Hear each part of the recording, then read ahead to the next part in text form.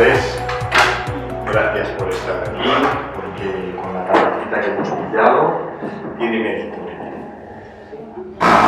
Habéis visto, supongo, el título. Dice que es intervención en un caso de discalculia, pero de verdad, de lo que vamos a hablar es de matemáticas. ¿Eso lo sabíais? A pesar de todo habéis venido. Vale, o sea que supongo que es que os encantan las matemáticas a todos los que estáis aquí. O todo lo contrario, las odiáis. Fijaros, esas dos son las alternativas que suelen ocurrir en la aula cualquiera. Las matemáticas os gustan mucho o las matemáticas dan un poquito de repelús. ¿Por qué es eso? Porque posiblemente, sabéis que todo hoy en día se habla mucho de todo el componente emocional del aprendizaje, pero posiblemente las matemáticas es una de las áreas en las que el componente emocional es más fuerte, por diferentes motivos. No vamos ahora a ponernos a analizar mucho eso, pero hay diferentes motivos. Unos que tienen que ver con el propio contenido del aprendizaje matemático, implica mucho reto muchas veces, mucho compromiso, una actitud muy activa para que funcione bien, y si no, no funciona.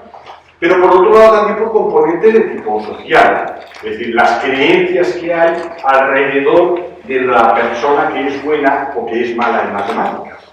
Se sigue diciendo mucho que el niño que es bueno en matemáticas es inteligente.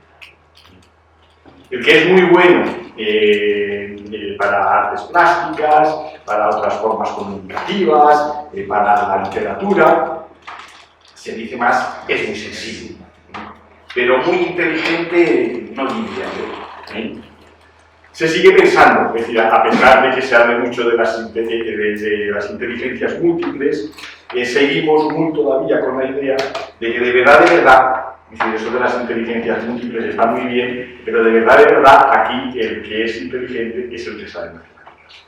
Entonces, ese tipo de creencias que siguen funcionando alrededor del aprendizaje matemático hace que las matemáticas sean muy emocionales y que implican un poco a todo el entorno social.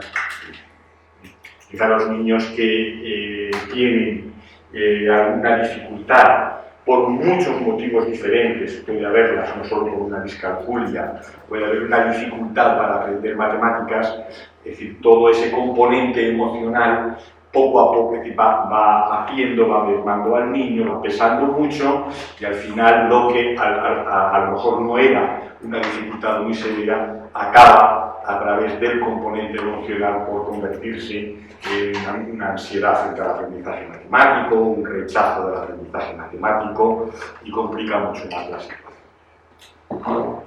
Bien, si vamos a hablar de matemáticas antes de hablar de discalculia, vamos a ver si contestamos a esas dos preguntas. ¿Qué son las matemáticas escolares? Que son un poquito diferentes, tienen connotaciones distintas con lo que sería matemáticas de niveles superiores. Es decir, ¿qué son las matemáticas escolares? ¿Y para qué sirven? Vale, si entramos en un aula para ver lo que son, ¿qué nos vamos a encontrar mientras se está haciendo matemáticas? Nos encontramos que las matemáticas son números, operaciones, cálculos, un poquito en menor medida, pero también no.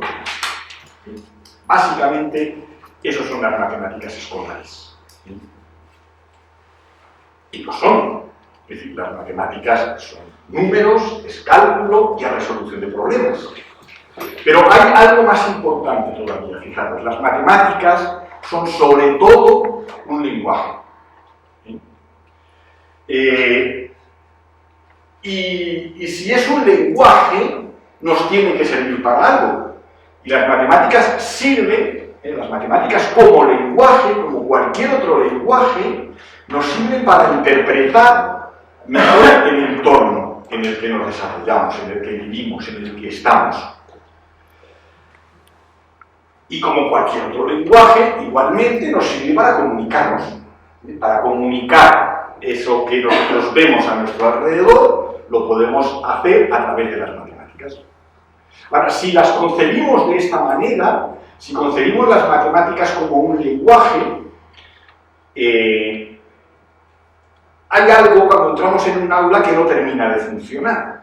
Porque fijaros, es decir, concebís un lenguaje cualquiera al que le quitemos el significado, que simplemente sean palabras, oraciones, reglas que tenemos que utilizar, pero no lleguemos a captar el significado que hay detrás de eso, a que eso nos entra en la cabeza. Eso es absurdo. Sin embargo, muchas veces con las matemáticas, cuando entramos en un aula, estamos haciendo exactamente eso. Estamos haciendo matemáticas, estamos aprendiendo ciertas reglas que tienen que ver con el funcionamiento de las matemáticas y las hemos desprovisto de significado para el niño, que es el que está haciendo el lenguaje. El adulto, el profesor, sí que va más allá. Pero el niño no encuentra el significado de todo eso que está haciendo. Y hace una raíz cuadrada, hace una fracción, calcula el máximo común divisor de dos números, sin saber qué parte de la realidad, qué parte del entorno está interpretando o está comunicando. ¿Qué consecuencias tiene eso? Probablemente todos las habéis sufrido. Primero, es mucho más complicado todo, porque aprender un lenguaje de esa manera es mucho más complicado. Y encima, como la asignatura es pesada, es difícil, sobre todo estudiada de esa manera, utilizamos una estrategia que es la de repetir, repetir, repetir, repetir, para que se memorice. Entonces, no sabes lo que es el máximo común divisor de dos números en una situación real, probablemente, pero no importa. Vamos a repetir 50 ejercicios calculando el máximo común divisor de dos números. Al final, la mayoría de los niños lo van a saber hacer. Y ahora llega el momento importante. Vamos a hacer un problema. Y pum, le soltamos el problema. Porque primero calculamos mucho. Hasta que no sabemos de memoria el procedimiento, todos los pasos que hay que dar, todos los cálculos que hay que hacer. Y después decimos, ahora hacemos un problema. Y el niño no sabe hacerlo. Y cuando no sabe hacerlo, pone en marcha sus creencias. ¿Y qué le dicen sus creencias? Que el problema o se sabe hacer o no se sabe hacer. Si se sabe hacer, se hace. Y si no, pues no se hace. Y se dice, señor o profe, no sé. Piensa, tienes que pensarlo, tienes que razonar, porque las matemáticas se aprenden razonando. Que no lo sé, te he dicho. ¿Cómo voy a pensar, cómo voy a razonar si no hemos construido el lenguaje a partir de una realidad? Simplemente me lo has dado hecho. Entonces, concluimos, cada vez razonan menos estos juegos. Esto va a ser problema de la ley que en ese momento esté en vigor, de la televisión, de los ordenadores, de las maquinitas, de cualquier cosa, menos de lo que yo estoy haciendo en el aula con el niño, que no tiene nada que ver con que el niño no haya desarrollado esa capacidad de razonamiento. Y hasta aquí no hemos dicho nada sobre dificultades de aprendizaje, solo hemos dicho algo de cómo estamos aprendiendo matemáticas. Podemos hacernos una pregunta. ¿Tenemos un cerebro matemático?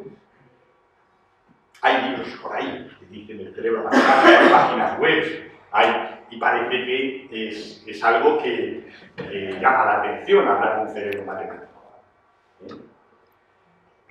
A ver, un cerebro así pequeñito dentro del otro cerebro más grande, pues parecería un poco exagerado. Ahora bien, sabemos algo. Sabemos que los bebés nacen con algunas habilidades matemáticas. Y sabemos que muchos animales tienen habilidades matemáticas. Estudios que cada vez se van haciendo sobre el funcionamiento del cerebro a través de resonancia magnética o estructural funcional nos han hecho nos han dado como resultado que hay algunas zonas del cerebro que se activan de manera especial cuando trabajamos mucho con el procesamiento numérico. Cuando hacemos un problema, cuando hacemos unas matemáticas difíciles, cuando tenemos que hacer todo un proceso de razonamiento, se activan muchas partes diferentes del cerebro. Muchas. Pero cuando hacemos un procesamiento numérico hay una parte más concreta, más específica, que es el surco intraparietal y el giro angular, que se activa mucho más que otras partes del cerebro. Además, a través de resonancia magnética también se ve como en niños que tienen dificultad en el procesamiento numérico, la estructura de esta zona es ligeramente diferente, es decir, la cantidad de sustancia gris y sustancia blanca que tiene es distinta y la manera de activarse estas zonas del cerebro son también diferentes. Se compensa activando otras zonas distintas. O sea que en este sentido sí podemos hablar de un cerebro matemático en el sentido en el que tenemos algunas estructuras cerebrales especialmente especializadas en el procesamiento numérico. Y por otro lado, parece que también nuestro cerebro en general, en conjunto, de manera global, desde que nacemos, está preparado para interpretar algunos aspectos de nuestro entorno en términos matemáticos. Esa habilidad innata con la que nacemos, a partir de la instrucción se va desarrollando mucho. Y la hemos desarrollado extraordinariamente, de manera que hoy no podemos concebir ninguna ciencia, sea una ciencia pura, sea una ciencia social, ni podemos comprender la tecnología si no es a partir de las matemáticas. Y en ese sentido, sí podemos hablar de la existencia de un cerebro matemático. Pero esto es un poquito largo, que estamos, esto era para ampliar un poco. Sí.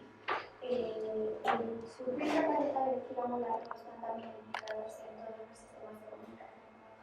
Sí, también. Entonces, ¿no podría ser que se activa simplemente porque los sistemas de comunicación?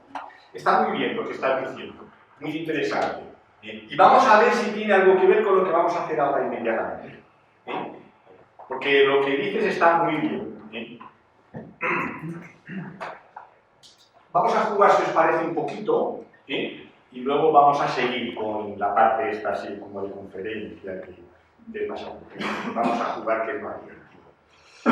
Fijaros, tenéis que estar ahora sí tenéis que estar todos y todas súper atentos, porque se trata de que todo el mundo participe del juego al mismo tiempo. Lo tenemos que hacer con ritmo y en voz alta. ¿Preparados? Sí, que es el ideal para esta hora de la tarde, cuando... Pues venga, vamos a ver. Vale, fijaros. Van a aparecer en pantalla puntos rojos y azules. Y todo el mundo al mismo tiempo, esto es una cuestión de ritmo, con una potente voz, tenemos que decir si hay más rojas o más azules. ¿Estamos preparados? Sí, esto es cuestión de ritmo, de 1, 2, 3, 1, 2, 3, 1, 2, 3, y vamos a poner. Todos al tiempo, y fuerte, seguimos. Azules. Rojas. Azules.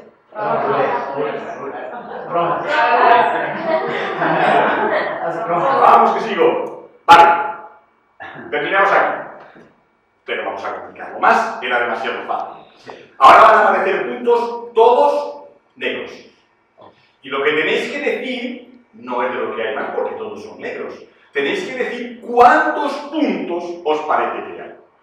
Si no sois capaces de decir exactamente cuántos hay, pues aproximaros todo lo que podáis.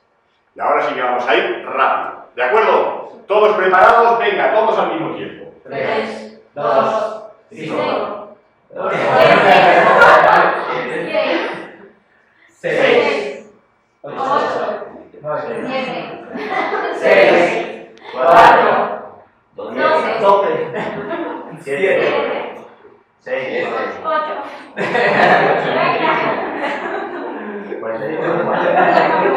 Vale. Miramos.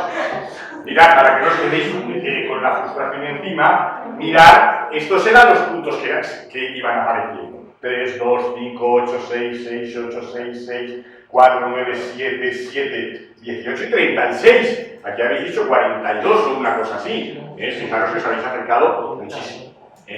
Vale, ¿qué es lo que ha hasta aquí? Es decir, ¿dónde habéis funcionado muy bien? ¿Hasta qué cantidad habéis funcionado muy bien? Poco optimistas, hasta muy bien, habéis decir, hasta, fijaros, 3, 2, 5, 6, os acercabais mucho, el 8, unos sí, otros menos, dependiendo. Fijaros, funcionamos muy bien hasta 5 en una muestra grande de población, aunque hay mucha diferencia entre unas personas y otras. Y se puede entrenar, es una habilidad que se puede entrenar. Pero funcionamos bien hasta 5. Y luego, pero el 7, ese 7 que había de 3, 3 y un punto en el centro, lo hemos clavado. Y eso era mucho más que 5. Fijaros, se funciona muy bien en puntos dispersos hasta 5. Hay personas que pueden funcionar muy bien hasta cantidades mayores de puntos. Y luego otra cosa distinta es cuando nos ofrecen pautas. Porque si me ofrecen la pauta del dado, hasta la del 6 la grabamos. Si me ofrecen una pauta del 6 y un punto en el medio, pues ya sé que es el siguiente, que es 7. Y si tengo dos pautas separadas, pero identifico cada una de las dos, muy rápidamente lo que habéis hecho es sumar los puntos. Luego, cuando la cantidad de puntos ha aumentado, en el 18, en el 36, os habéis acercado. Os habéis acercado muy razonablemente. Ninguno ha dicho en el 36, 527. Eso no. Os habéis acercado mucho. Vale, vamos a hacer un ejercicio más. ¿Por qué más entretenido esto que hacer otras cosas? Pues bien, ahora se trata de... Esto ya son mucho más matemáticas, ¿sí? Eso es, ya por vuestra cuenta, lo habéis visto claro. Se trata de leer cuál es el número mayor. Y entre el 8 y el 3, el mayor es el 8. Vamos bien encaminados. Vale, pues entonces, ahora sí que voy a ir súper rápido, no paro de ninguna de las maneras. O sea que, engancharos a lo que vaya a salir. ¿De acuerdo? ¿Preparados? 1, 2, 3, con mucho ritmo. Empezamos. 8. Cuando yo hago así quiere decir que todo es como si dirigieras una orquesta. Me gusta lo de dirigir. Entonces, venga. 8, 10, 26, 23, 60, 69, 23,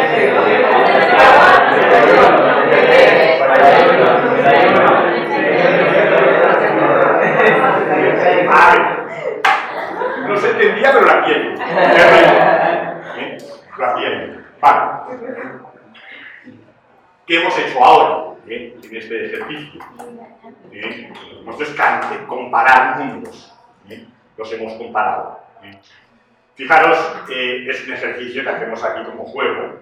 Va a valer cuando luego hablemos de evaluar la discalculia. Es un tipo de ejercicios que se está utilizando mucho para evaluar la discalculia, pero hay que hacerlo con un programa de ordenador, porque no solo tenemos que medir los errores, tenemos que medir el tiempo de respuesta. Fijaros que aquí teníamos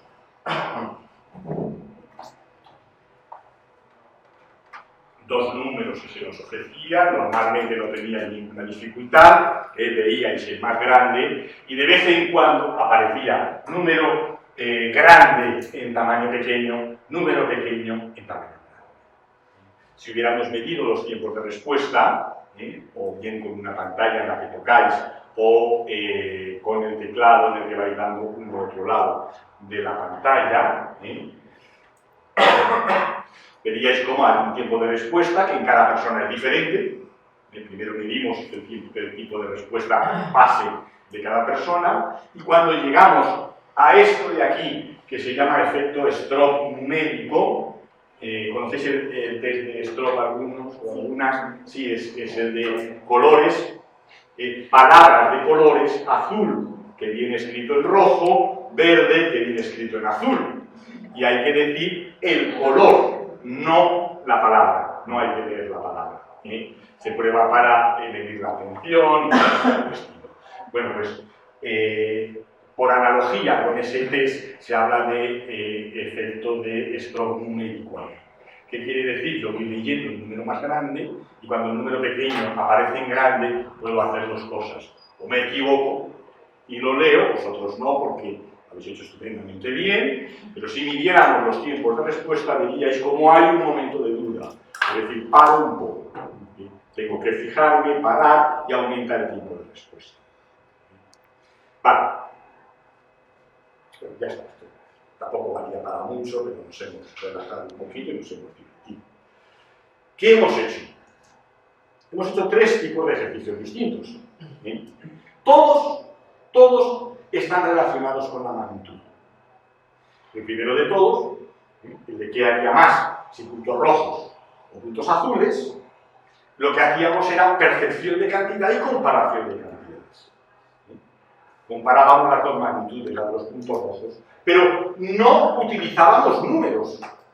Es decir, se dice que en ese ejercicio no entra el componente simbólico. El componente simbólico en la magnitud es el número.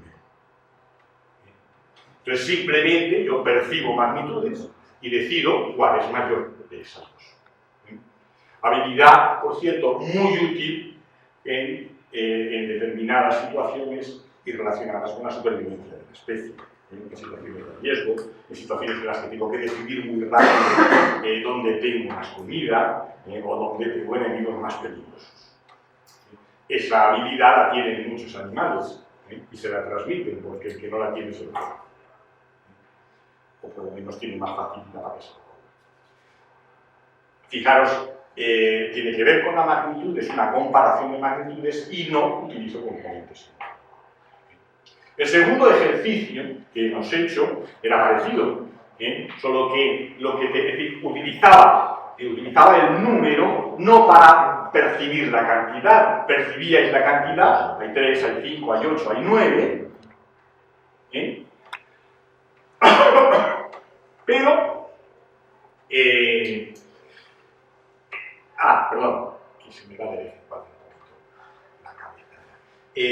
Percibimos la cantidad sin componente simbólico, pero para dar la respuesta utilizábamos el componente simbólico. Decíamos 4, 5, 6, utilizábamos los números. Pero en principio yo percibía la cantidad sin más.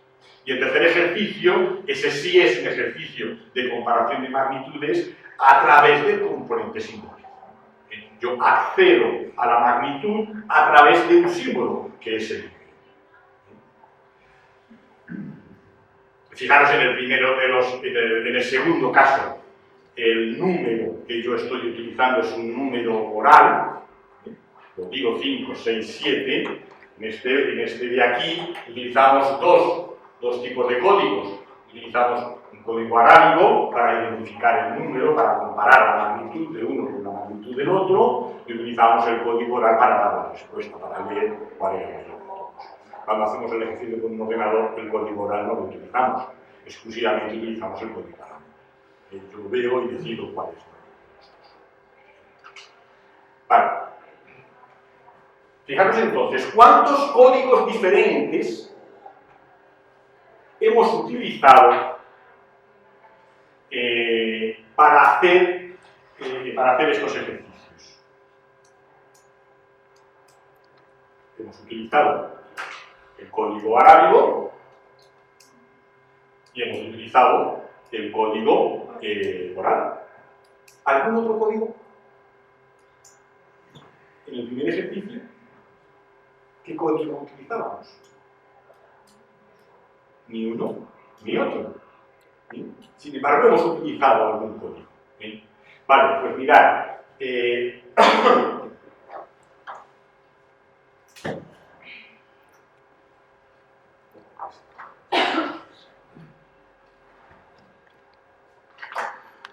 Bien, que me pasaba un poco. El segundo ejercicio que hemos hecho, el de ver una cantidad de puntos y decir cuántos había, 2, 3, 5, se llama ejercicio de sumitización.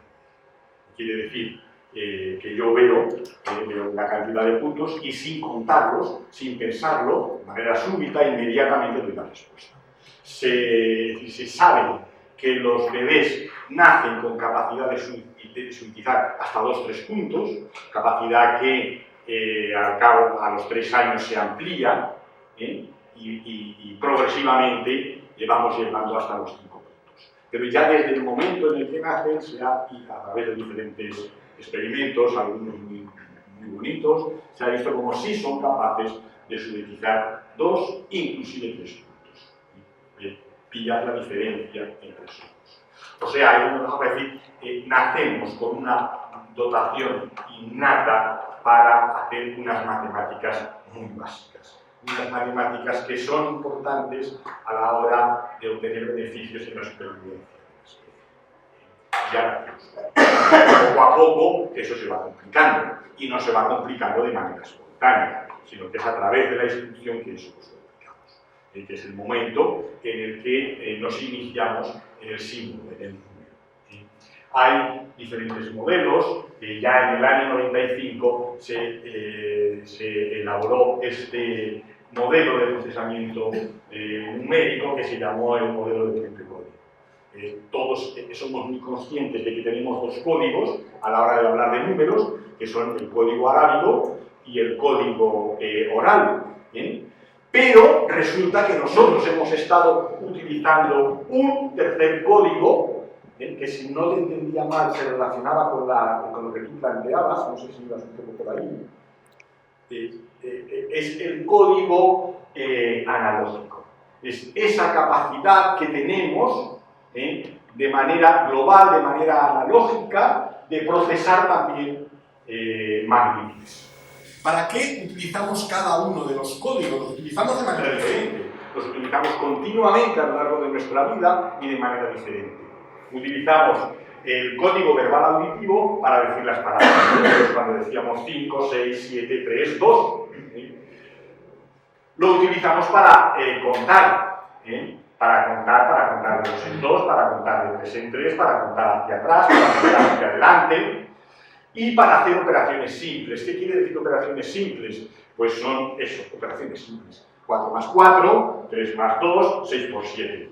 Si digo 1526 por 438, ahora no me dirá ninguno de vosotros el resultado, eso no lo puedo hacer utilizando solo el código verbal. Sin embargo, 5 por 4 sí lo utilizo utilizando solo el código verbal. Se procesa este código fundamentalmente en el giro angular del hemisferio izquierdo, o sea, el hemisferio que tiene que ver con el lenguaje, fundamentalmente. ¿Y el código arábigo visual? Pues, fijaros, con el código arábigo visual lo que proceso es la forma numérica arábiga del número y hago las operaciones aritméticas complejas. O por lo menos antes, ahora ya no hago con la calculadora o el teléfono y la hago. Pero si yo no tengo el teléfono a mano, echo mano de papel y lápiz y utilizo esta forma. Bueno, en la calculadora también utilizamos esa. Hago operaciones complejas y se procesa en el lóbulo parietal bilateral y se comunica el procesamiento de los dos. Y el código analógico, que hemos estado utilizando a lo largo de los 2 primeros ejercicios, no el tercero. A lo largo de los 2 primeros, lo que hemos hecho es estimación numérica, hemos estimado cantidades, y la estimación numérica es una parte de las matemáticas fundamental en la vida cotidiana. Hacemos muchas más matemáticas a través de la estimación y de la aproximación que a través del cálculo exacto.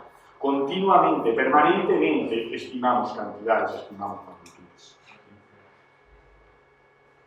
La comparación de magnitudes en el primer ejercicio, que había más, si había más azules o rojas, el cálculo aproximado y la línea numérica mental, no la que estudiamos en el colegio. ¿Qué quiere decir esto?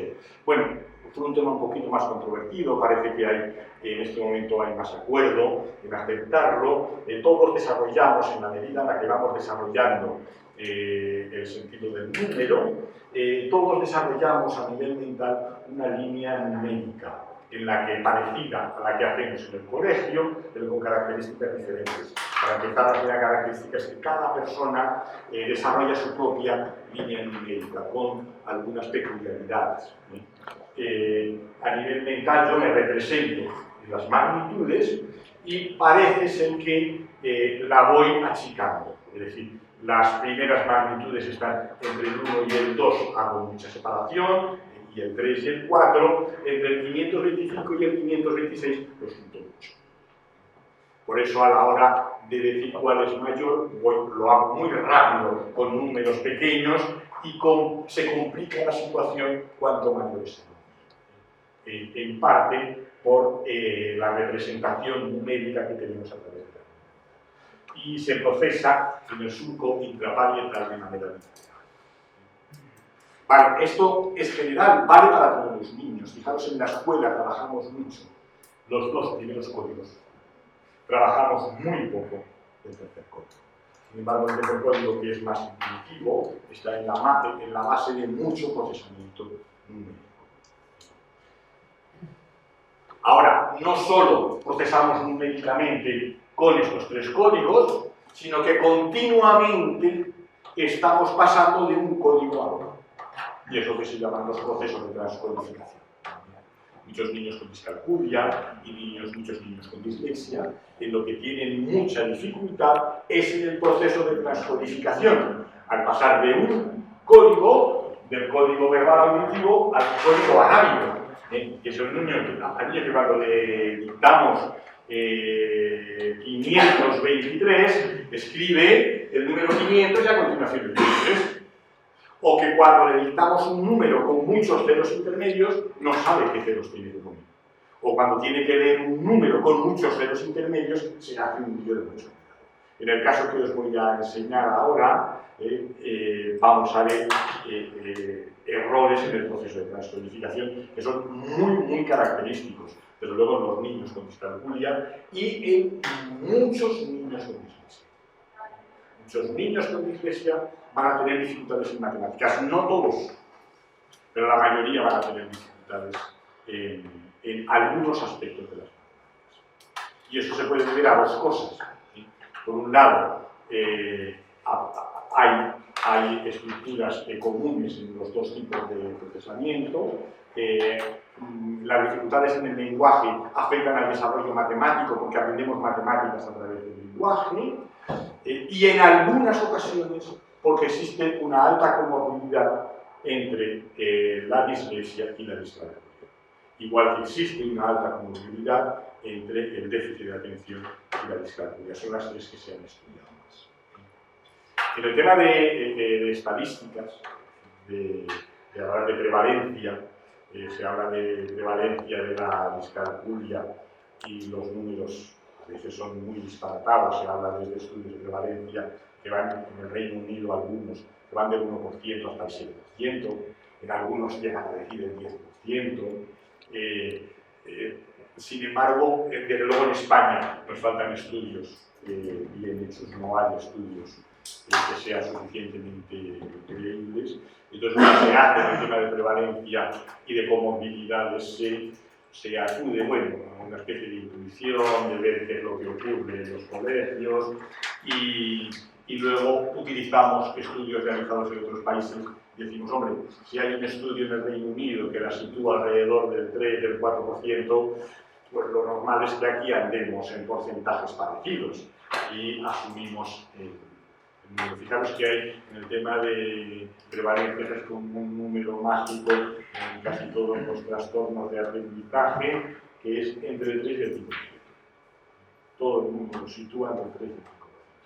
En el caso de la discalculia, es decir, en el caso de dislexia, de déficit por atención, se puede acudir a estadísticas de niños diagnosticados en centros y nos pueden dar unas ideas aproximadas, aunque no haya estudios muy completos.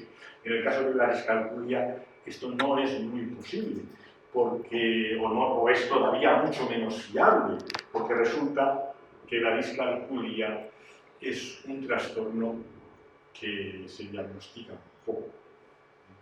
Ahora lo vemos. Pero no sería un error establecer esas estadísticas en base a la comparación con otros sistemas educativos. Sí. O sea, lo que yo veo cuando estoy con niños es que muchos de sus problemas de aprendizaje vienen del sistema educativo que van, entonces compararnos con otros países que siguen otra normativa. Fíjate, sí, está muy bien lo que dices. Cuando hablamos de un trastorno de aprendizaje, aparte de definir el trastorno, existen los criterios de exclusión. Es decir, ¿qué es lo que nos dice que esto no es un trastorno de dislexia, de lectoescritura, o un trastorno de déficit de atención, o una discalculia? Existe alguno de esos criterios. Entonces, en el caso de la discalculia y de la dislexia igual, uno de los criterios es que no tiene que incidir en la dificultad el estilo de aprendizaje que el niño haya tenido. Es decir, si no ha estado bien escolarizado o la escolarización ha sido muy mala, el estilo educativo es muy malo, eso es lo que ha generado la dificultad. Entonces, eso no es un trastorno atribuible a un mal funcionamiento de los cerebros. ¿Cómo podemos saberlo? Pues es complicado, porque todo el tema de trastornos de aprendizaje es complicado. Tendríamos que intervenir primero, llevar adelante primero evaluar, luego intervenir y ver si se produce una mejora significativa o no, o es persistente. Pero en cualquier caso, si la dificultad es atribuible o a un déficit sensorial perceptivo o a una mala escolarización, no lo consideraríamos una discalculia, sin una dificultad, sin un retraso, todo lo significativo que se quiera. Claro, pero lo que me refiero es a que nosotros no vamos a considerar nuestro sistema educativo como una mala escolarización, Claro. sino que es diferente Sí. a un sistema educativo. Sí. Por ejemplo, no puedes comparar el aprendizaje de lectoescritura de un niño chino Sí. que la simbología está totalmente Claro. en un español. Claro, completamente de acuerdo, pero eso es decir, no podemos coger y decir, si el estudio de prevalencia en China dice que ahí hay tantos discalcúlicos, nosotros vamos a tener los mismos, no. Es decir, lo que pasa es que como no tenemos, cogemos sistemas parecidos al nuestro, como puede ser el francés, como puede ser el inglés, y nos dejamos llevar por los estudios que ellos tienen, con toda la poca fiabilidad de su estado. Bien, bueno, esto es una representación del cerebro de otra manera hecha, pero es lo mismo de antes y no nos vamos a preparar. Vamos a parar ahí. Si os parece, vamos directos a la discalculia, para entrar luego también en lo que más nos interesa de la discalculia, que es la intervención. Vale, fijaros, vamos a movernos alrededor de como tres ideas muy sencillitas, para que se nos quede algo. Primero, que la discalculia existe.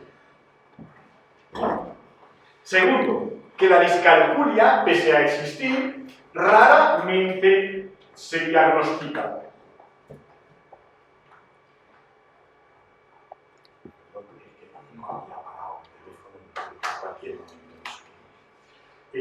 La discalculia raramente se diagnostica. Y el tercero es que un diagnóstico temprano de la discalculia y una buena intervención mejora sensiblemente la discalculia. No sabemos tampoco, podemos asegurar hasta dónde se podría mejorar. Posiblemente cada perfil de niño discalcúlico es distinto y entonces las posibilidades de mejora son diferentes en cada uno.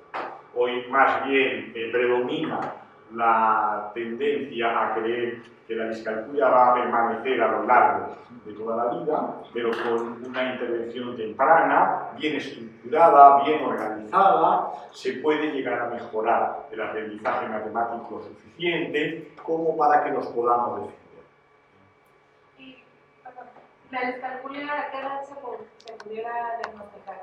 Igual que la dislexia. Sí, síntomas de discalculia van a aparecer desde muy pronto. Lo que pasa es que con los síntomas estos prematuros que aparecen, siempre los consideramos a posteriori. Normalmente, claro, había este síntoma en su momento. A partir del momento en el que las exigencias del sistema, es decir, los síntomas aparecen en función de las exigencias del sistema, cuando el niño ya está escolarizado y cuando las exigencias del sistema nos hacen ver que el niño no está siendo capaz de dar respuesta a esas exigencias, es cuando nos damos cuenta de los primeros síntomas y es cuando se hacen las primeras evaluaciones. Normalmente eso sería a partir de segundo de primaria, es cuando sería más evidente. Y ahí es cuando... Ahora, se diagnostica poco en general, en primero o segundo de primaria, casi nada. Se diagnostica ya cuando nos metemos tercero, cuarto, quinto, sexto de primaria, inclusive hay niños que llegan a la ESO y no se les diagnostica, y algunos que no se les diagnostica nunca. Simplemente se dice, pobrecitos que es mucho. Y a veces el padre o la madre dice, yo también puedo. Y ya está justificado. Mira, el componente genético también puede estudiar, pero parece que hay un... Pero muchos niños con discalculia no van a estar diagnosticados nunca, porque además lo que luego han desarrollado es todo ese componente emocional de rechazo hacia las matemáticas que hacía muy difícil de saber qué es lo que pasó. Vale, si os parece, muy rápidamente vamos a hacer una referencia, el DSM-5, que es un poco el referente en los trastornos de aprendizaje, junto con el CIE-10, considera la discalculia como un trastorno específico. Sabéis que ha cambiado del DSM-4 al DSM-5 la manera de caracterizar las dificultades de aprendizaje. En el DSM-5 lo considera uno de los trastornos del aprendizaje y lo caracteriza por una dificultad para dominar el sentido numérico, los datos numéricos o el cálculo. Luego especifica un poco más, es como más descriptivo. Dice que hay que especificar si afecta al sentido del número, a la memorización de operaciones aritméticas, es lo que en la literatura se llama hechos numéricos, que son las tablas de multiplicar y las combinaciones de sumas, 5 más 6, 4 más 3, 2 más 7. El cálculo correcto y fluido y el razonamiento matemático correcto. También dice que se debe especificar si el trastorno es leve, moderado o grave, y luego se habla de los criterios de exclusión, entre los que está la escolarización o que no existan déficits perceptivos o sensoriales. Lo dejamos un poco ahí porque no nos interesa mucho más ese tema. La discalculia raramente se diagnostica. Claro, la opción es, ¿se puede diagnosticar? Sí, se puede diagnosticar. ¿Por qué no se diagnostica? Primero porque ha costado, es decir, todavía está muy verde, tener un buen modelo. Igual que la dislexia ha ido avanzando en la definición de lo que es, aunque quedan muchas lagunas todavía, muchas cosas por definir, pero poco a poco ha ido avanzando y ha desarrollado herramientas que nos permiten hacer una aproximación a un diagnóstico de dislexia. En el caso de la discalculia, esto no existe tanto. Primero costó mucho, ahora se empiezan a definir algunos modelos de lo que es la discalculia. Fijaros que lo que dice el DSM-5 es muy vago, es muy general. Y ahí dar el paso para tener un modelo teórico que nos permita diagnosticar una discalculia, pues queda mucho. Hay bastante desconocimiento en los FIDEIS, es decir, en los planes de estudio, en cualquier manual de dificultades de aprendizaje, el tema de la matemática siempre ocupa muy poco, y además de manera bastante. Y faltan herramientas concretas que nos permitan hacer el diagnóstico. Las más conocidas aquí son el TEDIMAC y el TEMA3, pero resulta que los dos tienen baremos solo hasta tercero de primaria. Hemos dicho que normalmente antes de segundo ni se intenta el diagnóstico y es a partir de tercero o cuarto cuando empiezan a aparecer los síntomas. Entonces ahí ya no tenemos baremos. ¿Qué es lo que se hace cuando no tenemos baremos? Pues hay que apañárselas. Hay que adaptar, hay que ver cómo es de significativo el retraso que hay, qué tipo de intervención se ha tenido y cómo reacciona, y acudir a ciertos referentes teóricos. Pero la falta de una herramienta clara hace que los diagnósticos no sean fáciles de hacer.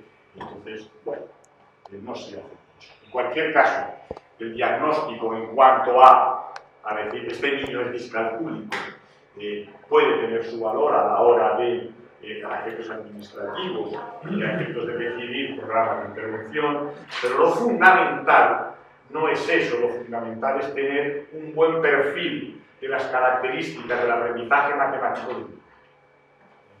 Un buen perfil quiere decir cuáles son sus puntos fuertes, qué es lo que sabe de matemáticas, qué es lo que ha aprendido, qué es lo que le cuesta mucho aprender o lo que no ha aprendido y de qué manera ese niño aprende. Si tenemos eso, tenemos lo esencial, tenemos lo fundamental, porque eso nos permite poner en marcha un programa de intervención. Si no, vamos dando palos de ciego y haciendo generalidades. A ver, nos acercamos ahora. Bien. Vamos a acelerar un poquito esta parte porque quiero que vayamos a la intervención. Mirar, evaluar una discalculia hay que hacerlo desde un modelo clínico, es decir, hay que hacer una evaluación de carácter general. Si tenemos en cuenta que para aprender matemáticas se necesitan habilidades verbales, de lectoescritura, visoespaciales, de memoria, de funciones ejecutivas, pues todo esto tendrá que formar parte de un proceso de evaluación. Pero además hay otro componente fundamental para aprender matemáticas. El niño para aprender matemáticas tiene que querer aprender matemáticas. Si el niño ya no quiere aprender, se acabó. ¿Por dónde tenerlo? Olvidaros de todo. La intervención tiene que empezar por el componente emocional, hasta que volvamos a enganchar al niño. Fijaros entonces, una evaluación de dificultad de aprendizaje de las matemáticas siempre tiene que tener un perfil de desarrollo cognitivo, WISC o los test que se estén utilizando. Hay que tener en cuenta funciones ejecutivas y dentro de las funciones ejecutivas, muy especialmente la atención y la memoria de trabajo, muchas de las dificultades para memorizar hechos numéricos están en la memoria de trabajo. Hay que evaluar habilidades visoespaciales y perceptivas. La lectoescritura, porque hemos dicho antes que hay una comorbilidad alta y porque las dificultades en el lenguaje van a afectar al desarrollo matemático.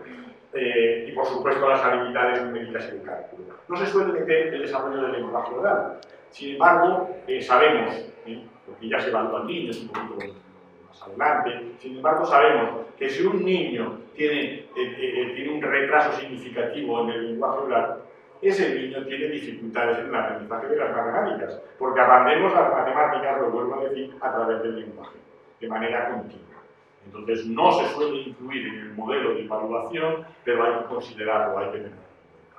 Y de hecho, podéis a veces encontraréis con algún niño que tiene dificultades en matemáticas y al tiempo, es decir, aunque ya esté tercero en cuarto de primaria, es que tiene un lenguaje oral que es muy pobre, está muy poco desarrollado. Y ese es un elemento que hay que incorporar a la vida. La discalculia se mejora, pero para mejorarla la tenemos que detectar y tenemos que tener en marcha un programa de muy rápido. Estas cosas tan generales, bueno, pues ahí está, la decimos y ya está. La fundamental, mirad, hay dos fundamentales. Bueno, la estrategia multisensorial, como en cualquier trastorno del aprendizaje. Pero lo que pasa es que el aprendizaje matemático es que decir esto de las dificultades del aprendizaje, vale, hay que decirlo, pero me parece una obviedad. Es que aprendemos matemáticas si ponemos en marcha estrategias multisensoriales, y si no, lo complicamos mucho. Y entonces se trata de ver, de tocar, de recortar, de pegar, y al final de simbolizar. Pero todo eso tiene que formar. Claro, si estamos trabajando una discalculia, hay que reforzar aspectos básicos, hay que trabajar sin prisas, no podemos funcionar al ritmo que marca el colegio, el currículum, hoy es mañana lo siguiente, pasado mañana lo siguiente, porque el niño no funciona así. Hay que valorar la funcionalidad de los aprendizajes y seleccionarlos bien. Todo el tema de emociones positivas hay que trabajarlo mucho, es decir, en general en todas las dificultades de aprendizaje. Y contextualizar los aprendizajes. ¿Qué quiere decir contextualizar los aprendizajes? Es lo mismo que hemos dicho al principio. Es decir, a ver, las matemáticas no se hacen solo con números. Las matemáticas se hacen a partir de situaciones que nosotros estamos tocando, manejando, que son cotidianas para nosotros. Si no, el aprendizaje matemático es un. Fijaros, esto nos lleva a lo mismo, al enganche del principio. Tenemos que trabajar la construcción del lenguaje matemático, además de todos los temas de cálculo, y tenemos que trabajar el proceso de simbolización que nos lleva desde la situación que yo veo, a la que yo me enfrento, hasta la manera de expresarla con un lenguaje matemático. Es decir, ese es un proceso que hay que hacer continuamente en cualquier aprendizaje de las matemáticas. Y veréis que en las escuelas eso no se hace. Bueno, se pone un ejemplo al principio, alguna referencia, y todo el proceso suponemos que con que el profesor lo diga, el niño lo hace.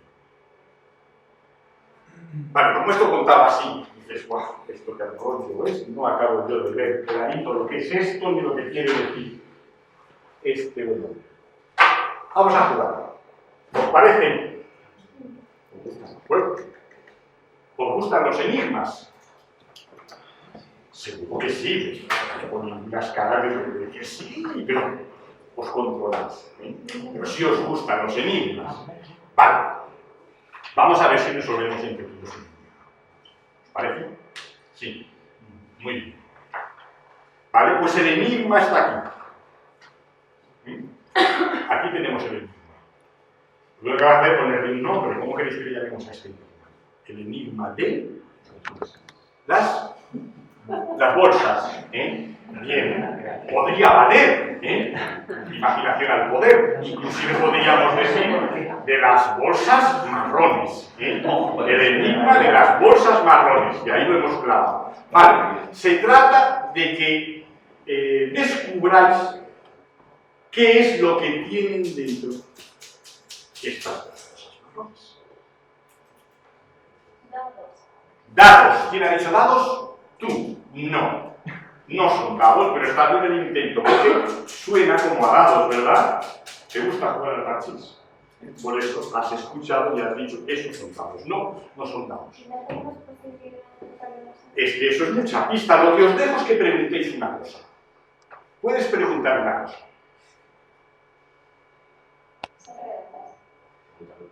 Sí.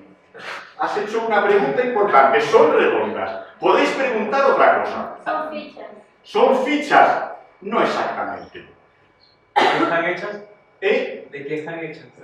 Yo solo voy a contestar sí o no, porque si no te doy demasiadas pistas y tú tienes que pensar. ¿Están hechas de plástico? No son de plástico, aunque alguna cosita de plástico hay. ¿Son de madera? No, tampoco son de madera. De cristal tampoco. Bueno, podemos alargar, pero como tenemos tiempo limitado, voy a daros una super pista. Voy a daros una super pista. Te dejo que esta bolsa de aquí metas la mano dentro y mires lo que hay.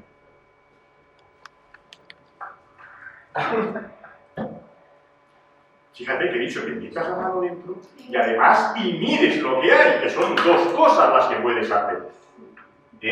¿Ya lo tienes? Pues díselo a todo el mundo. ¿Qué has visto ahí dentro? Chupachuses y monedas de chocolate. Y monedas de chocolate. Estupendo. Esa pista sí que era super pista, Vale, es para no alargar esto mucho.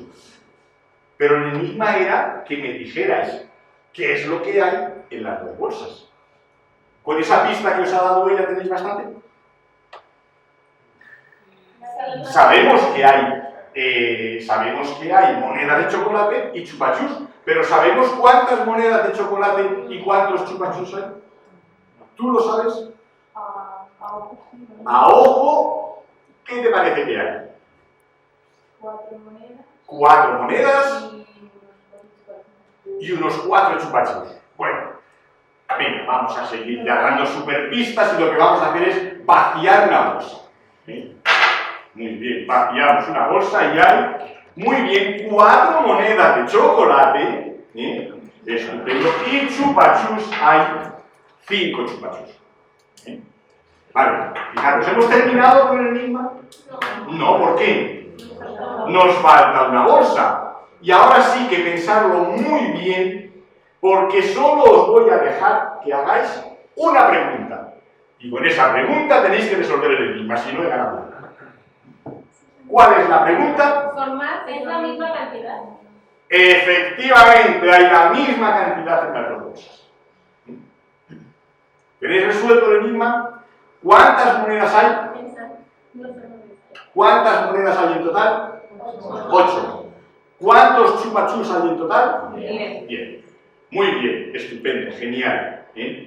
Y tú que lo has dicho muy segura, ¿cómo estás tan segura de que hay 8 monedas? ¿Qué has hecho en tu cabeza? Sumarlas, muy bien. ¿Y tú con los chupachus qué has hecho? Sumarlos, muy bien. Y el oído también te guía porque sonaban exactamente igual. Sí. Sonaban muy parecidas las dos bolsas. Tú tienes muy buen oído y has comido muchas chucherías, porque has afinado que había la misma cantidad a través del sonido. No todo el mundo puede hacer eso, pero está muy bien que tú puedas hacerlo. Estupendo. Vale, fijaros, ellas han sumado. ¿Se podría haber hecho de otra manera distinta? Multiplicando. ¿Tú qué has hecho? ¿Sumar o multiplicar en tu cabeza? No lo has pensado, estabas esperando a ver qué es lo que pasaba. Muy bien. ¿Quién ha multiplicado? Tú. Vale. ¿Qué os gusta más? ¿A ti qué te gusta más? ¿Sumar o multiplicar? A ti te gusta más multiplicar. ¿Por qué? Se te hace más fácil. ¿Y a vosotras qué os gusta más? ¿Sumar o multiplicar? Sumar. ¿Por qué te gusta más sumar? Que te gusta y ya está. Pues muy bien, a cada uno le gusta lo que le gusta y ya está, y no tiene que haber un motivo. Me parece muy bien. Ahora, si yo en vez de 2 bolsas te pongo 17 bolsas, ¿ahí qué te va a gustar más? ¿Sumar o multiplicar? Ahí multiplicar, ¿verdad? Bueno, eso es otra cuestión. Muy bien, fijaros, pues hemos terminado. Podríamos seguir hablando de la forma, podríamos decir que hay unas monedas más grandes y otras más pequeñas, podríamos establecer un cambio entre la moneda grande y la moneda pequeña. Todo lo que la discusión y el grupo diera de sí. Y el tiempo, que ahora ya lo tenemos hecho. Pero aquí hemos terminado con este ejercicio. Pues sí, hemos hecho algo de matemáticas, ¿no? Algo hemos hecho, pero sobre todo, fijaros, hemos hecho matemáticas y son unas matemáticas que hemos tocado, que son unas matemáticas que tenemos a nuestra disposición. Y hemos hecho un tipo de ejercicios en el que no había posibilidad de fracaso. Porque era resolver un enigma y lo resolvíamos entre todos.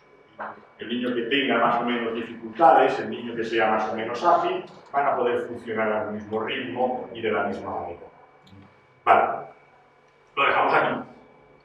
Hemos metido un pequeño componente que se mete muy poco, que es el de a ti que te gusta. ¿Por qué hemos metido eso? Porque decimos ese componente emocional es importante. Y el componente emocional funciona de 2 maneras. O de forma general, la satisfacción cuando yo resuelvo el enigma, o hago la pregunta clave y me siento orgulloso. Entonces ese componente emocional funciona. Y luego funciona de otra manera, que es en cada cosa que hago lo que me gusta y lo que no me gusta. Y sin embargo eso parece que no se tiene que considerar. Es decir, el niño puede expresar sus emociones y puede expresar que algo no le gusta. ¿Por qué? Porque es difícil, porque es pesado, porque es largo, porque me aburre, por lo que sea, y lo expreso. Eso no quiere decir que luego no sigamos trabajando, pero si queremos tener en cuenta el componente emocional, lo vamos a hacer de las 2 maneras. No solo cuando terminemos el ejercicio, sino durante la propia actividad matemática que hagamos. Vale, eso ha terminado. Y al cabo de 1 o de 2 días, o al cabo de un mes, yo voy a volver a sacar o unas bolsas o unas cajas con diferentes objetos, con la misma condición. Pueden ser 2, 3, 4 cajas, hay mínimo 2 componentes distintos y en todas las bolsas o todas las cajas el mismo número de componentes. Esas son las condiciones. Y eso no lo validamos. Lo recordamos y damos el siguiente paso. Y el siguiente paso es que lo retiramos las bolsas y las chucherías o los juguetes, y o lo dibujamos en la pizarra o lo tenemos preparado en unas fichas. Al principio lo mejor es dibujarlo y animarles a los niños a que lo dibujen o a que traigan recortes y peguen y hagan lo mismo, pero que ahora no se puede tocar, que solo se puede mirar. Entonces tenemos, por ejemplo, al principio dibujamos 3 bolsas diferentes y aquí dentro de cada bolsa tengo juguetes, 4 tortugas y 5 conejos. Y tengo las 3 bolsas. A partir de un determinado momento, o las pinto, yo voy a sustituir y voy a decir, si tengo 3 bolsas, puedo poner un 3 delante. Y esto quiere decir que tengo 3 bolsas. Pero el resto del contenido de la bolsa lo sigo dibujando, lo sigo manteniendo. Vale, pues damos el siguiente paso. ¿Cuántas bolsas tenemos? 3. Y dentro de cada bolsa, ¿qué hay? 2 tomates y 4 trocitos de queso. Muy bien. Y a partir de este momento, cuando hemos hecho 5 o 6 ejercicios, no hace falta mucho más. Si los estamos dibujando es muy fácil. Si los tenemos aquí, yo la bolsa la voy a cortar por arriba y por abajo. Y entonces voy a tener esta ficha. Vale, estos son, ¿cuántas bolsas? 3. ¿Y qué tengo dentro de cada bolsa? 3 muñequitas y 2 muñequitos. Y hago varios ejercicios de esta manera. Siguen siendo bolsas, pero la bolsa ya la estoy representando con un símbolo distinto, que es el del paréntesis. Y en un momento determinado, voy haciendo más ejercicios de estos, es muy fácil tener muchas fichas preparadas, y se hacen 5 o 6, nada más. Y luego al día siguiente otras pocas. Y en un momento determinado voy a hacer una ficha de este tipo. ¿Qué tengo? Sigo teniendo bolsas. ¿Cuántas bolsas tengo? 5. Y dentro de cada bolsa que tengo, tengo letras en estas bolsas. ¿Qué letras tengo? A y B. Y tengo 2 letras A y 3 letras B. En total, ¿cuántas letras A tengo? ¿Cuántas letras B tengo? Y si junto todas las letras, o si junto todas las chuches, o si junto todos los muñecos, ¿cuántas tengo? Vale, cuando yo he llegado aquí, ¿qué estoy trabajando? Una propiedad matemática, que es la propiedad distributiva de la suma respecto de la multiplicación. Pero fijaros lo que hemos hecho, no he contado, no he dicho propiedad distributiva de la suma respecto de la multiplicación, símbolo, paréntesis. Esto quiere decir que multiplico el 3 por el 2 y le sumo el 3 por el 5. ¿Y lo puedo hacer así o lo puedo hacer al revés? No, no lo hago así. Ese es el final. Yo sí quiero que los niños quieran hacer eso. Y sí quiero que ahora, a partir de aquí, hasta aquí no han escrito en ningún momento. Han tocado, han jugado, han dibujado, han recortado, han visto cosas, dibujos que yo he traído. Y a partir de aquí es cuando van a empezar a escribir. Y es cuando yo voy a poner unos poquitos ejercicios en la pizarra o en una hoja que les voy a hacer y ellos los van a hacer. ¿Para qué? Para fijarnos, para automatizarnos. El algoritmo, el procedimiento por el que yo hago cálculos. Pero es que antes de llegar a eso hay algo mucho más importante, que es dotarlo de significado. Es decir, de construir un lenguaje a través de símbolos lógico-matemáticos. Fijaros, si no tengo una situación de partida, no tiene sentido que yo utilice el lenguaje lógico-matemático. ¿Qué estoy representando? No lo sé. Nada, paréntesis y números. Y más es o menos. Pero no tengo detrás de eso una situación que me sirva de referente.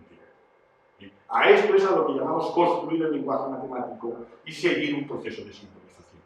Y este proceso de simbolización es un paso para adelante y es un paso para atrás. Y dentro de unos meses habrá que repetir. Y habrá que cambiarlo y habrá que buscar contextos y situaciones diferentes en las que yo pueda simbolizar de la misma manera. Y en cada aprendizaje matemático que vayamos a hacer, tendremos que seguir ese tipo de procesos de simbolización. Para todo. Para construir la operación de suma, la operación de resta, la de multiplicación. multiplicación, para construir la idea de fracción, para ir construyendo todo el andamiaje matemático y todos los cálculos, y todos los procedimientos de cálculo que después tenemos que ir aprendiendo. Pero no podemos prescindir nunca de ese proceso de construcción. Todos los niños, es decir, van a tener una seria dificultad en construir ellos el proceso si no les ayudamos, si le obligamos a dar saltos. Desde luego los niños con dificultades, los niños con discalculia, con dislexia, no lo van a construir nunca. Y entonces una intervención programada tiene que tener en cuenta siempre estos aspectos. Uy, se nos está... Aquí, vale, pues vamos a aspectos importantes. Mirad, el caso que vemos ahora un poquito rápido es el de una niña que está repitiendo cuarto de primaria. Recordáis, ya el de primaria llega hasta tercero. Ya se nos sale de la demos. El perfil de conocimiento cognitivo la sitúa en un CI muy normalito, muy bien, que le da un potencial muy bueno para poder seguir trabajando. Tiene un índice de comprensión verbal inferior al de razonamiento perceptivo y tiene baja memoria de trabajo, que decíamos que era importante a la hora de adquirir hechos numéricos y procedimientos, recordar algoritmos, y una velocidad de procesamiento lenta, es una niña lentita. Y todo eso la penaliza a la hora de hacer actividades dentro del ámbito escolar. Sus primeras dificultades aparecen con la lectoescritura y matemática. Resulta que la niña también tiene dislexia. Tiene dificultades con la lectoescritura. Y luego se va generalizando a otras áreas en las que tenga que utilizar textos. Sin embargo, no se observan dificultades visoespaciales. Vamos a ver, fijaros, en las puntuaciones del Telimar, no me paro mucho. Se aplican baremos del segundo periodo de tercero, del final de tercero de primaria. No tenemos otros, y ya con esos baremos vemos unos percentiles que están muy bajos en prácticamente todos los encuentros. Vamos a la idea que decíamos de lo importante es que tengamos ahora un perfil de la niña en la que conozcamos sus puntos fuertes, sus puntos débiles. Me cuento, pues resulta que la niña cuenta bien, el 1, 2, 3, hacia atrás tiene algunas dificultades, sobre todo en los cambios de decena, y a la hora de contar de 2 en 2 cuenta muy bien la serie de los pares, inclusive hasta números altos. Pero cuando empezamos con la serie de los impares, 1, 3, 5, 7, ahí muy rápidamente se pasa de la serie de los impares a la de los pares. Y eso es muy característico. Funcionamos mucho mejor con la serie de los pares que con la de los impares. Comete errores a la hora de identificar el anterior y el posterior, sobre todo en cambios de decenas, como os he dicho antes. Y eso es muy típico de los niños con dislexia. Les cuesta mucho identificar el anterior y el posterior. En sumas, hablamos de combinaciones, que son el 5 más 3, el 4 más 2, conocen muy pocas, muy poquitas, ahora veremos algunos ejemplos. En las que no conoce, utiliza estrategias de recuento, quiere decir utiliza velos, utiliza objetos para contar. No la sabe de memoria, quiere contar. ¿Sí? Pero tenemos 3 maneras de contar. O cuento 5 más 3, 5 más 3.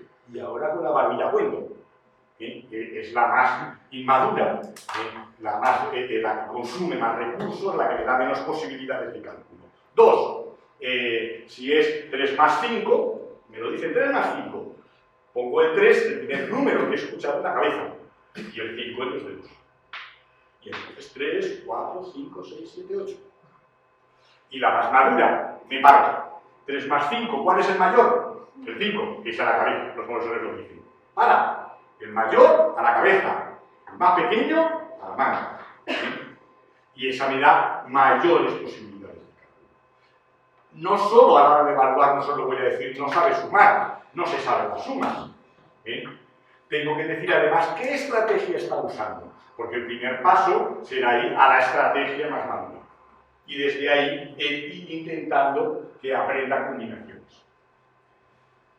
Ella utiliza una inmadura, que es la de lo primero que escucha lo pone en la cabeza. Y ya está. Claro, comete muchos errores, y además es muy lenta, y tiene tiempos de respuesta muy irregulares. La que se sabe mejor la dice muy rápido, la que se sabe peor puede empezar a perderse, volver a empezar y tarda mucho. En las multiplicaciones, las tablas de multiplicar conocen muy pocas, tienen muy pocas combinaciones de tablas de multiplicar. Fijaros, el 4×3, 5×6, 7×2, se llaman hechos numéricos de multiplicación y los almacenamos en memoria semántica, es memoria de palabras. No es memoria numérica, no hacemos otro tipo de cosas. Lo metemos en memoria de palabras. Si tenemos dificultades a la hora de almacenar en memoria semántica, pues lo de las tablas es un suplicio. Un alto porcentaje de niños disléxicos tienen esta dificultad y viven un suplicio, porque por los motivos que sean, hacemos un mundo con las tablas de multiplicar. Implicamos a la familia, toda la niña, a los abuelos, a los padres, todo el mundo vive una enorme angustia alrededor del hecho de que no se pueda memorizar. Y es que no pueden memorizarlas. Memorizan pocas y al cabo de unos días las olvidan. Hay que buscar, primero intentar que memoricen, con juegos, con actividades, y luego pues, darles elementos, o permitir la tabla de la mesa, o una tabla. Son algunos ejemplos. Fijaros, las que conocen bien son los dobles, 2 más 2, 4, 4 más 4, 8. Cuando no son dobles, 3 más 4 dice 4, luego tarda mucho y se equivoca en la respuesta. Estos son elementos a tener en cuenta a la hora de hacer el perfil. ¿Qué combinaciones sabe, cuáles no sabe? Hay unas más difíciles que otras. Los dobles, de 2 más 2, 4 más 4, 5 más 5, 6 más 6, son más fáciles que los demás. Entonces, cuando empecemos a trabajarlos, a la hora de evaluar, vamos a evaluar por separado los dobles de los que no son dobles para hacer el perfil, y a la hora de intervenir, primero tendremos en cuenta trabajar los dobles porque son más fáciles de memorizar. Consumen menos memoria de trabajo. Es más fácil recordar 4 más 4 que recordar 3 más 6.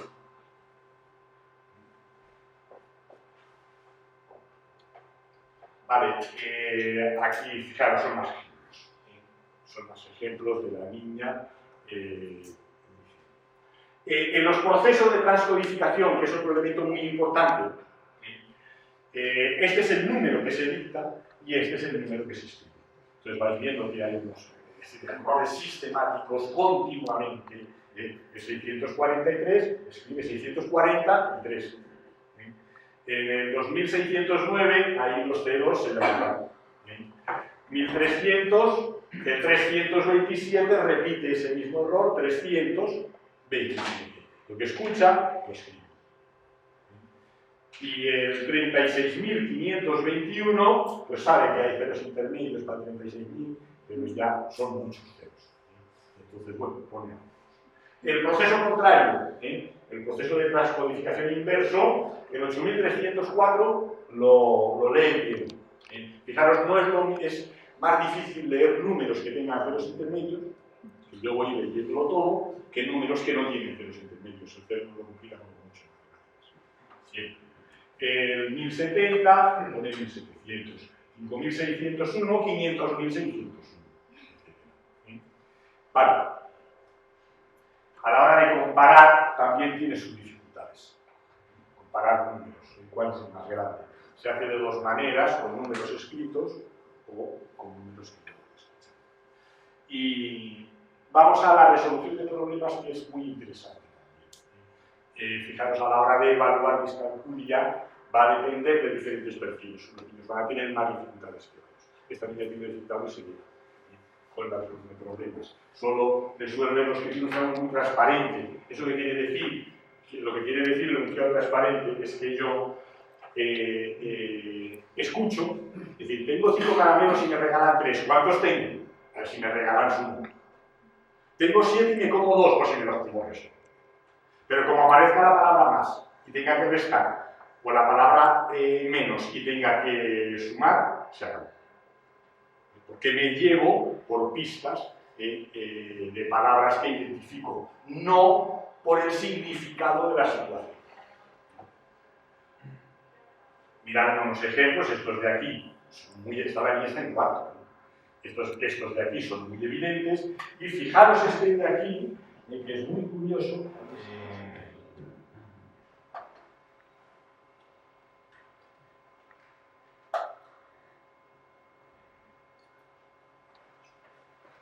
La niña ve el enunciado y entonces dice, pues, porque va diciendo, esto es suma, hay que sumar y suma, hay que restar y resta. Y aquí dice, pues esto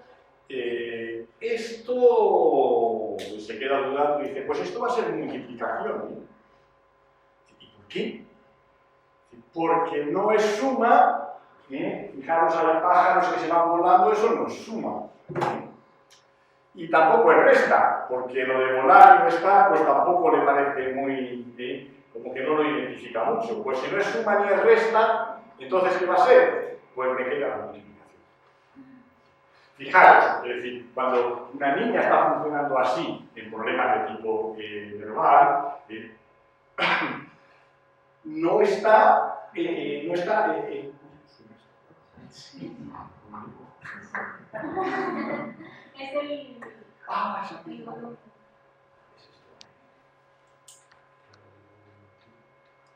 se escucha nada de vuestro. ¿Y ahora? ¿Ahora me?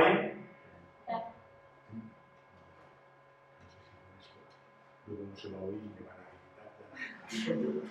Echamos la culpa está en el fondo. Vale, fijaros, a través de un enunciado verbal no se hace una representación de una situación. Cuando a la niña le ponemos objetos encima de la mesa y le planteo un problema, la niña lo resuelve bien. Problemas de bastante más dificultad de lo que aparece ahí. Pero si tiene que imaginarse la situación, ya no funciona. Y la importancia, que decimos, de las estrategias multisensoriales, de trabajar en contextos familiares para el niño.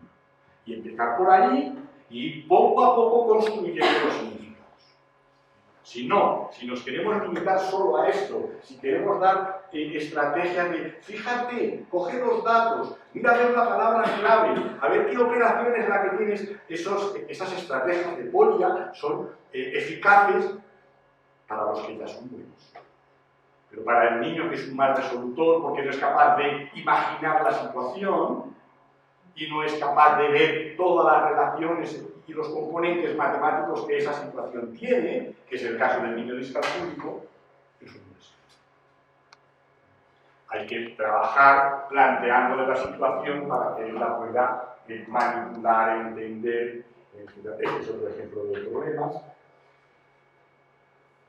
Y os voy a enseñar un material concreto, solo para que lo veáis. Es decir, para trabajar los procesos de transcodificación, hemos visto, si tenemos el perfil, podemos trabajar los hechos numéricos, la estrategia más madura, podemos trabajar primero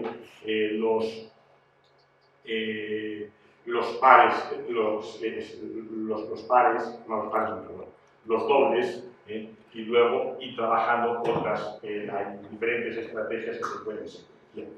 Bien, para mucho tiempo de ver ahora. Pero si quiero enseñaros por lo menos el proceso de transcodificación es diferente del valor posicional de las cifras. Hay materiales para trabajar la base 10, cubos multibase, por ejemplo.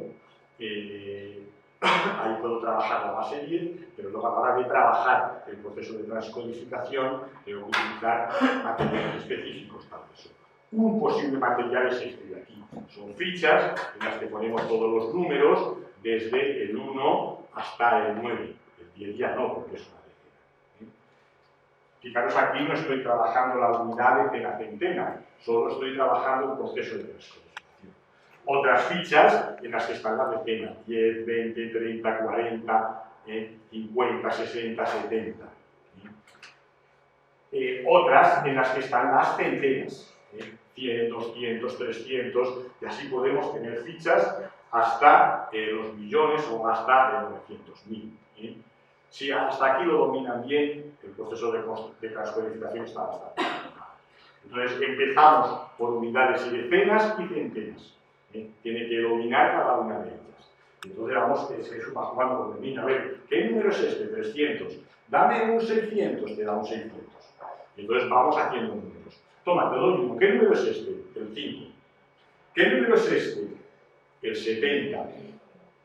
¿Qué número es este? El 600. Júntalos todos. ¿Qué número te da? El 675. Y así vamos trabajando. Primero vamos trabajando con el número descompuesto y luego vamos trabajando. Al principio, sin ceros intermedios, para que todos los huecos estén llenos. Después, y aquí se va hablando con el niño, ¡ay, el 300 tiene ceros! ¿Cuántos tiene? Y aquí, ¿por qué no veo ningún cero? ¿Dónde están los ceros? Ah, están debajo, están tapados. En un momento determinado, yo voy a quitar la ficha, el 70, y voy a trabajar. A ver, dame un número, el 300.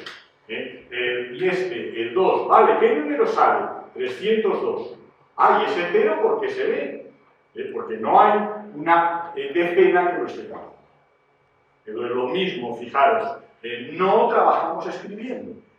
Trabajamos tocando el material, visualizándolo, diciéndolo, escuchándolo, y el niño va haciendo sus propios razonamientos.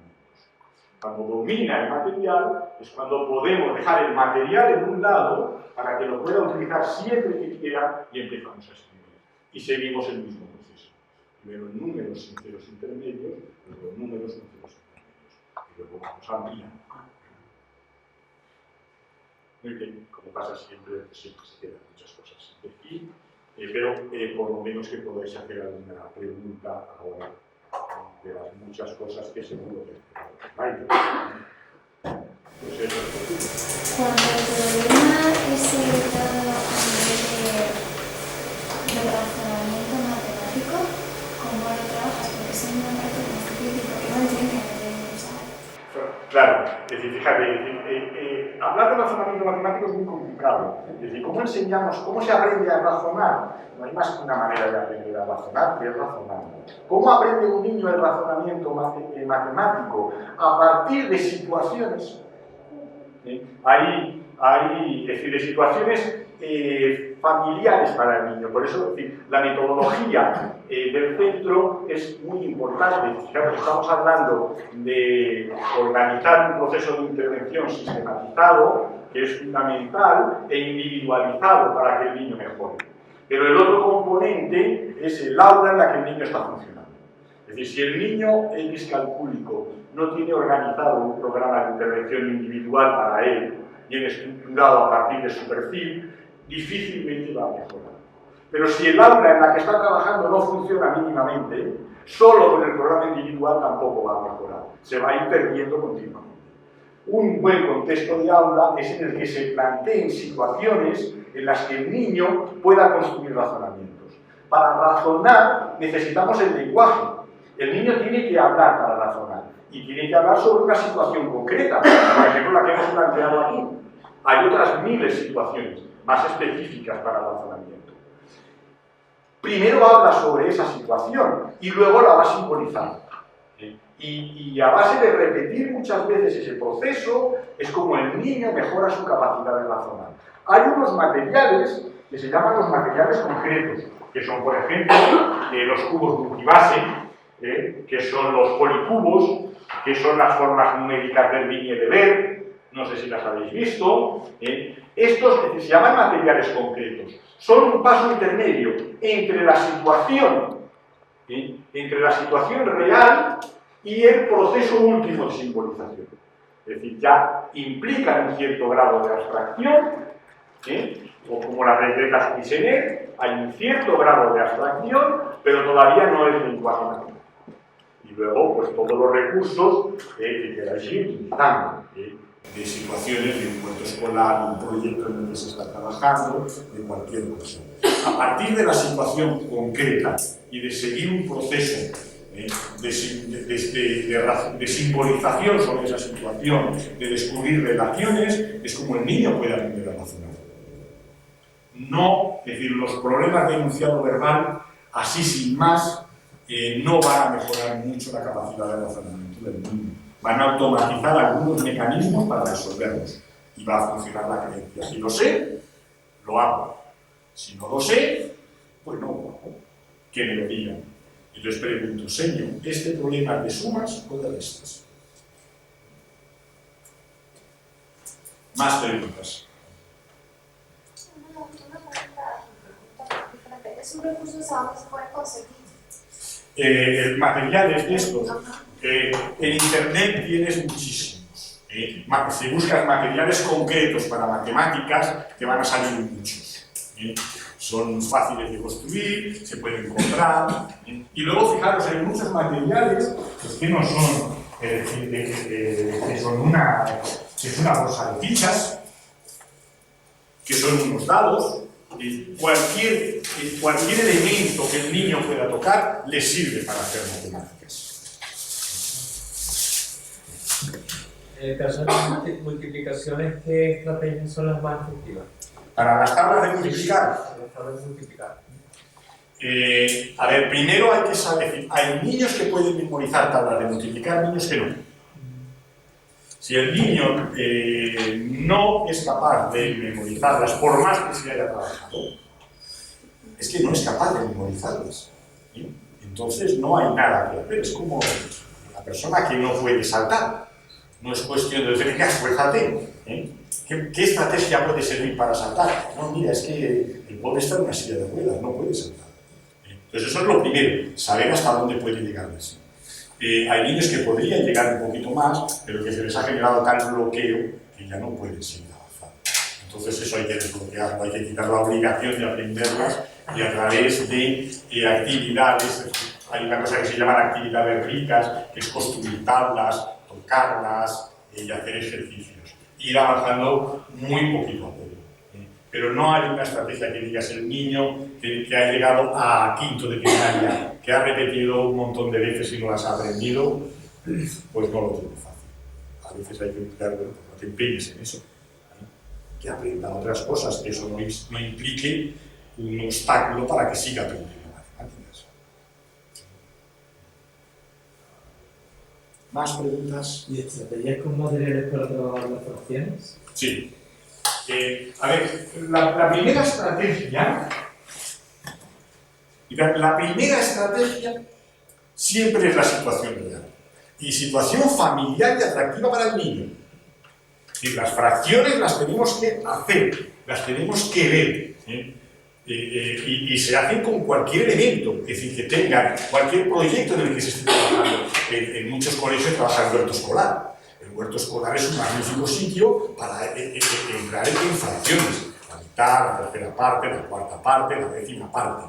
Entonces, siempre el primer material es ese. Luego existen los materiales concretos, por ejemplo, unas regletas de fracciones que las hay de diferentes maneras. Y bueno, tienen su técnica para irlas trabajando, para formar parte del proceso de simbolización entre situación real y expresión última.